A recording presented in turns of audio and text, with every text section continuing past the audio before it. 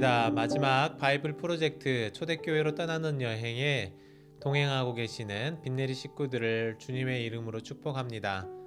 오늘은 또 어떤 은혜를 우리에게 베풀어 주실지 기대하는 마음으로 함께 말씀을 살펴보기를 원합니다. 오늘 읽게 될 디모데후서는 대표적인 목회 서신 중에 하나죠. 어제 가이드를 통해서도 들으셨겠지만 바울은 마치 자신의 친아들처럼 생각하고 사랑하던 디모데에게 목회적인 조언과 함께 교회를 향한 조언도 함께 해주었습니다. 하지만 오늘 읽게 될 디모데후서는 디모데전서에 비해서 훨씬 개인적인 서신이라고 할 수 있을 것 같은데요. 여러분들은 혹시 유언장을 기록해 본 적이 있으십니까? 저는 아직 나이가 젊어서 그런지 경험이 없었는데요. 가끔 경로대학이라든지 이런 곳에서 어르신들이 미리 유서를 써보는 것을 보았던 기억이 납니다. 그런데 진짜 내가 이 세상을 떠날 날이 얼마 남지 않았다는 것을 알게 된 상태에서 기록하는 유언장이라면 어떨까요?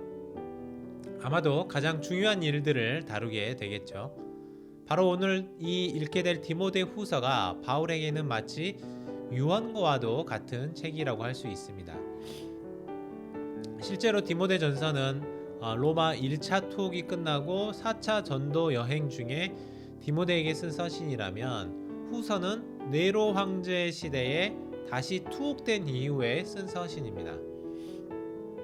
1차 투옥 때는 우리가 사도행전에서도 보았지만 비교적 제수의 신분이었음에도 불구하고 좀 자유로웠어요. 셋집에서 생활하면서 살았던 것과는 달리 2차 투옥 때는 실제로 자유가 전혀 주어지지 않았고 사슬에 묶여서 정말 죄인으로 살아야 했습니다.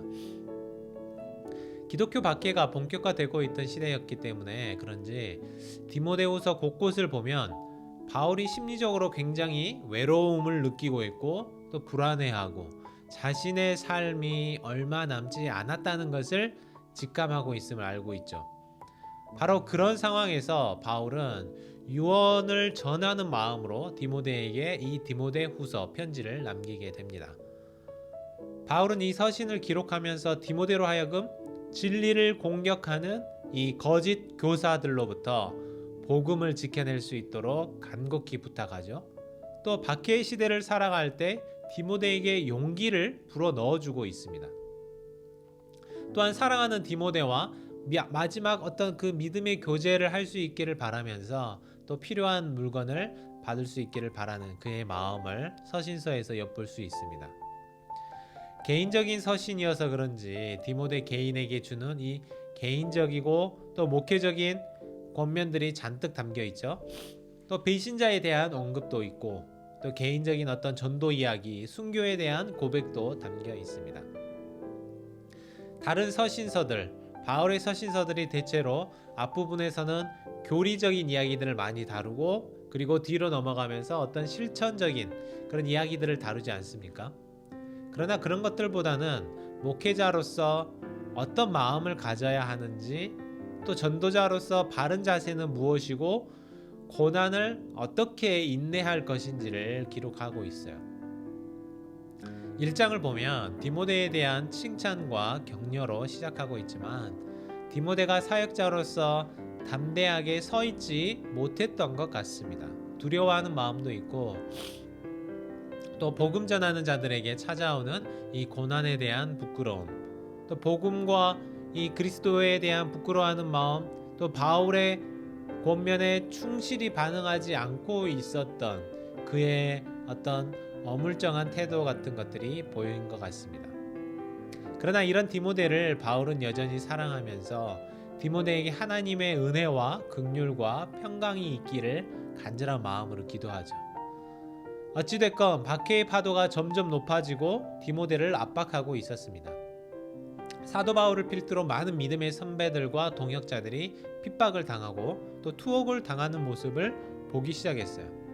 이 여린 마음을 가진 디모데 입장에서 아마도 이런 상황이 복음을 부끄러워하게 만들고 전도자로서의 삶을 뒤로 감추고 쉽게 만들었던 것 같아요. 지금 우리 시대도 비슷하다는 생각을 하게 되었는데요. 교회가 비난을 받는 시대를 우리가 살아가지 않습니까? 그러면서 우리도 과연 디모데처럼 복음을 부끄러워하고 있지는 않는지 돌아보아야 할 것 같습니다. 그래서인지 바울은 2장에서 조금 더 강한 어조로 디모데에게 훈계를 합니다. 명령을 하고 있어요. 하나님의 은혜 안에서 강하고 좋은 병사가 되라고 말하죠. 끊임없이 훈련하고 승리의 면류관을 쓰는 그런 운동선수가 되고 곡식 거둘 날을 기다리며 수고하는 농부가 되라고 말합니다. 이것은 지금 디모데 앞에 닥친 고난을 하나님의 은혜로 잘 이겨낼 때 하나님께서 더욱 큰 은혜와 축복을 주실 것을 약속하는 것이기도 합니다. 때로는 우리가 신앙으로 인해서 고난을 당하죠. 그러나 그것은 우리를 집어삼키는 것이 아니라 우리를 더욱 강하게 하고 그리스도의 은혜 위에 굳게 서게 하는 것임을 기억하라는 말씀입니다. 우리가 고난을 참고 예수 그리스도를 붙잡고 살아가면 예수 그리스도께서도 우리를 버리지 않으시며 지키실 것이라고 상기시켜 주시죠. 또한 바울은 디모데에게 하나님이 귀하게 쓰시는 깨끗한 그릇이 되라고 말합니다. 우리가 살아가다 보면 하나님의 은혜가 있음에도 불구하고 어떤 세상적인 정욕, 욕심에 무너지죠. 마귀의 유혹에 실패합니다. 그 순간에 넘어지지 않고 부끄러울 것이 없는 일꾼으로 살아갈 때에 하나님은 우리를 더욱 귀한 일에 쓰시게 될 것입니다. 바울은 디모데가 성령님의 감동으로 기록된 하나님의 말씀을 사랑하며 곧 오실 예수 그리스도를 생각하고 또 세상의 고통을 이겨내라고 말합니다. 바울은 추운 겨울을 앞두고 그 전에 디모데를 만날 수 있기를 간절히 바라면서 디모데에게 하나님께서 은혜를 베푸시기를 기도하며 디모데후서를 마칩니다. 우리가 겨울이 오기 전에 해야 할 일이 있다면 무엇일까요? 바울은 어쩌면 이 겨울이 진짜 추위와 싸우는 겨울이면서 고난의 시대인 겨울을 뜻하기도 하였고 또 자신의 인생의 마지막 순간 이 차가운 지하 감옥에서 사라져갈 마지막 호흡이라고 생각했을 것입니다.